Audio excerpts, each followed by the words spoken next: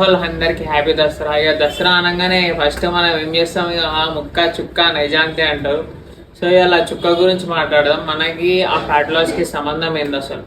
So basically దీంట్లో వచ్చేసి మనకి అరౌండ్ ఇది 650 ml బాటిల్ అండ్ దీంట్లో 500 ml మనకి 4.4 ఆల్కహాల్ పర్సెంటేజ్ ఉంటుంది. అంటే మొత్తం బాటిల్లో దగ్గర మనకి 51 ప్యూర్ ఆల్కహాల్ ఉంటుంది. మిగతాది ఏదైతే ఉందో carbs and sugars. So basically మనం ఆల్కహాల్ కన్సంప్షన్ చేసినప్పుడు మన బాడీలోకి టాక్సిక్ ఎంటర్ అవుతుంది. అది పోయి మొత్తం మన అబ్డామిన్ దగ్గరనే స్టోర్ అవుతుంది. సో ఆ టాక్సిన్ ని క్లియర్ చేయాలంటే మన బాడీకి 2 days టైం పడుతుంది. ఈ క్లీనింగ్ ప్రాసెస్ వల్ల మన ఫ్యాట్ లాస్ ఏదైతే స్మూత్ గా అవుతుందో ఆ ఫ్యాట్ లాస్ అనేది ఆగిపోతుంది.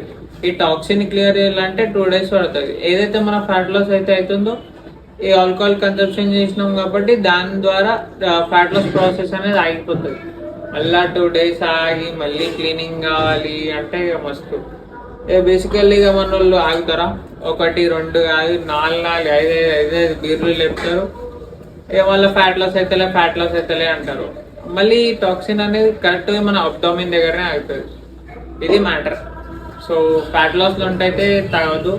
నువ్వేంది చెప్పే మాకు అని చెప్తే మీ ఇష్టం.